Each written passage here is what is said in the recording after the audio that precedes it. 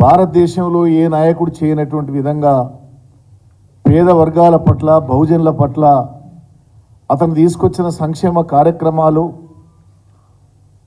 ప్రజలకు అందించినటువంటి పరిపాలన బ్రహ్మాండంగా ఉందని చెప్పి బహుజన నాయకుడే ప్రవీణ్ కుమార్ గారే కేసీఆర్ గారి పరిపాలన మెచ్చుకొని బహుజన నాయకత్వాన్ని ప్రోత్సహిస్తున్న కేసీఆర్ నాయకత్వంలోనే పేదలకు మేలు జరుగుద్దని చెప్పి మా బీఆర్ఎస్ పార్టీకి వచ్చిన సందర్భంగా వారిని తీసుకొని వారికి ఇంత పెద్ద పార్టీ ప్రధాన కార్యదర్శిగా కూడా వారిని నియమిస్తామని చెప్పడం పట్ల బీఆర్ఎస్ పార్టీ పార్లమెంటు సభ్యునిగా కేసీఆర్ గారికి ప్రత్యేక ధన్యవాదాలు తెలియజేస్తూ ఉన్నాను.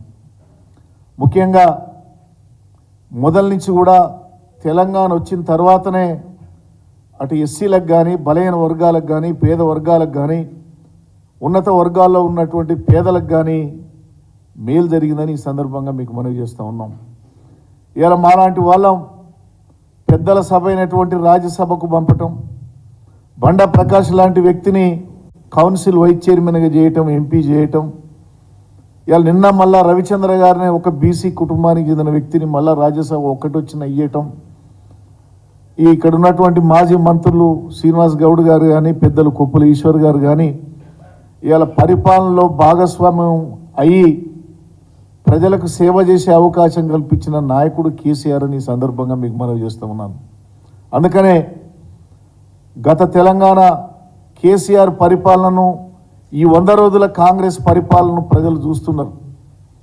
ఆచరణ సాధ్యంగానే హామీలు ఇచ్చినటువంటి కాంగ్రెస్ పార్టీ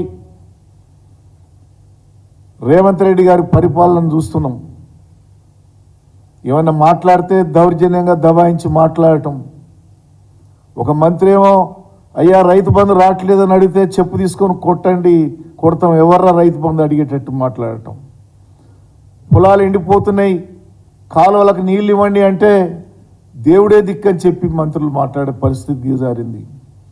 ముఖ్యమంత్రి స్వయంగా పరిపాలన గురించి పట్టించుకోక మాట్లాడితే బొంద పెడతాం, 10 ఫీట్లు లోబడి చేస్తాం, కత్తెర తీసుకొని కత్తిరిస్తా, పేగులు మెడకేసుకొని తిరుగుతా అనేటువంటి నీచ భాషకు ఒక ముఖ్యమంత్రి దిగజారే పరిస్థితి వచ్చింది. ఈ దేశ చరిత్రలో ఏ ముఖ్యమంత్రులు ఇంత దుర్మార్గం మాట్లాడేటువంటి తీరు లేదు. ప్రజాస్వామ్యంగా ఎన్నికైనటువంటి వ్యక్తులు ఈ రకంగా బజార్ వ్యక్తుల కంటే అధ్వానంగా మాట్లాడేటువంటి పరిస్థితికి దిగజారిండ్రు. ఎందుకంటే మాకు 5 సంవత్సరాల కోసం ప్రజలను మోసం చేసి హామీలు ఇచ్చి గెలిచినాం, మమ్మల్ని ఎవరేం చేయలేరు ఏదన్నా అనేటువంటి దురహంకారం వీళ్ళకు ఉన్నదని సందర్భంగా మీకు తెలియజేస్తున్నాం. అయ్యా మేము చెప్పినాం, మా నల్గొండ జిల్లాలో నాగార్జున సాగర్ ఎడవకాలం కింద 4.5 లక్షల ఎకరాలు పంట ఎండిపోయే పరిస్థితి వచ్చింది. మీ కర్ణాటక ప్రభుత్వం, మీ కాంగ్రెసే ఉంది, వారిని అడిగి ఒక 10 టీఎంసీల నీళ్ళు తెచ్చి ఇలా ఏఎంఆర్ కింద కానీ, ఎడవకాలువ కింద కానీ నీళ్లు, సాగునీరు, త్రాగునీరు లేదయా ఏమని చెప్తే పట్టించుకునే నాదుడు లేడు. దేవుడే దిక్కు అంటున్నారు. దేవుడే దిక్కైతే ఈ ముఖ్యమంత్రి ఎందుకు, ఈ మంత్రులు ఎందుకు, ఈ ప్రభుత్వం ఎందుకు? ఓ పక్క కాళేశ్వరం ప్రాజెక్టులో 1-2 పిల్లర్లు వింగిన సందర్భాన్ని తీసుకొని రాజకీయం చేసి అక్కడంగా నీళ్లు ఇచ్చే పరిస్థితి ఉన్నా ఇవ్వకుండా మా తుంగతుర్తి, సూర్యాపేట, కోదాడ ప్రాంతంలో 2.5 లక్షల ఎకరాలు ఎండిపోయే పరిస్థితి ఇచ్చిండ్రు. ఇవాళ ఎక్కడికి పోయినా పరిపాలన గురించి వదిలిపెట్టిర్రు. పదవుల కోసం, లేకపోతే పార్లమెంట్ ఎన్నికల్లో ఏం చేయాలి, నామినేటెడ్ పదవులు ఎట్లా తెచ్చుకోవాలి, ఢిల్లీకి సలాములు కొట్టి గులాములం అయ్యి ముడుపులు ఎట్లా చెల్లించాలనేటువంటి పనులనే కాంగ్రెస్ నాయకులు ఉండు తప్ప తెలంగాణ ప్రజలను పట్టించుకునే పాపన పోలేదని ఈ సందర్భంగా మీకు మనవి చేస్తున్నాం. నిజమే కేసీఆర్ గారు అన్నది, ప్రజలను మోసం చేసేది ఇవాళ కాంగ్రెస్ పార్టీ నాయకులు. ఆనాటి పరిపాలన ఎట్లుండే, ఇవాళ పరిపాలన ఎట్లా ఉంది? మేము నికాసైన గ్రామీణ ప్రాంతాల్లో ఉండేటువంటి వ్యక్తులం. కేసీఆర్ ప్రవేశపెట్టినటువంటి ఉచిత విద్యుత్ కానీ, రుణమాఫీ కానీ, రైతు బంధు కానీ, రైతు బీమా కానీ, కళ్యాణ లక్ష్మి కానీ, ఈ పథకాలన్నీ అసలు వస్తాయా రావా? వీళ్ళు ఇచ్చిన కొత్త హామీలేమో కానీ పాత వాటిని నడుపుతారా, 2000 పింఛనನ್ನು ఇస్తారా వీళ్ళు ఇయరా అనేటువంటిది అలా ప్రజల్లో భయం పట్టుకునే పరిస్థితి వచ్చింది. తప్పు చేశాం, గ్రహపాటో పొరపాటో కాంగ్రెస్ పార్టీకి ఓటేసి గెలిపించినందుకు ఇలా శిక్ష అనుభవించే పరిస్థితి ఇస్తున్నారని చెప్పి ఇలా ప్రజలు బాధపడుతున్నారు. అందుకని మేము ఒకటే చెప్తున్నాం, బీఆర్ఎస్ పార్టీ అధికారంలో ఉన్నా ప్రతిపక్షంలో ఉన్నా ఇది పేద వర్గాలను ఆలోచించేటువంటి నాయకుని కేసీఆర్ నాయకత్వంలో ఉన్న పార్టీ. ఇలా హైదరాబాద్ కానీ తెలంగాణ కానీ భారతదేశానికే రోల్ మోడల్ పరిపాలన ఇచ్చిన నాయకుడు కేసీఆర్.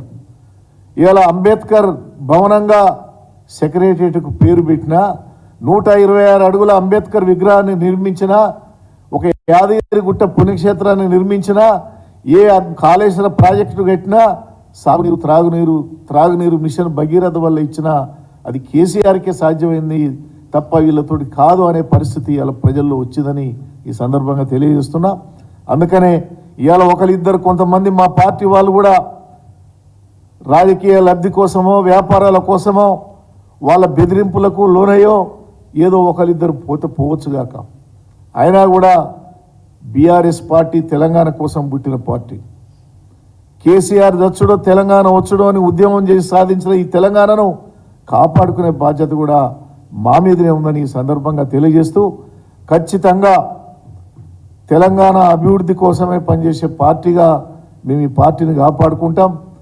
నిన్న మొన్న కొందరు ఒకరిద్దరు మాజీ శాసనసభ్యులు పోయినా మీరు చూస్తున్నారు. మన హుజూర్నగర్ మా దగ్గర మాజీ ఎమ్మెల్యే గారు పోయిండ్రు.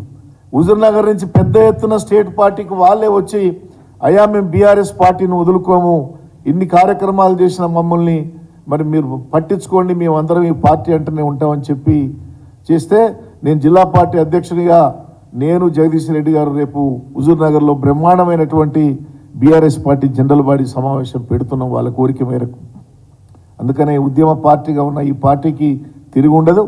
ఖచ్చితంగా రేపు రాబోయే రోజుల్లో మళ్ళా ప్రజలే కేసీఆర్ని దోలాడుకొని, కేసీఆర్ ఎవరికి బీఫామ్ ఇస్తే అతన్ని తీసుకొచ్చి 100 సీట్లకు తగ్గకుండా మళ్ళా పరిపాలన తెచ్చుకునే ఆలోచనలో ప్రజలకి ఉన్నారు. కాబట్టి బీఆర్ఎస్ పార్టీ ఎవరు బెదిరించినా ఎవరు ఏం చేయకపోయినా దీన్ని ఎవరేం కదిలేరని చెప్పి సందర్భంగా తెలియజేస్తున్నాం.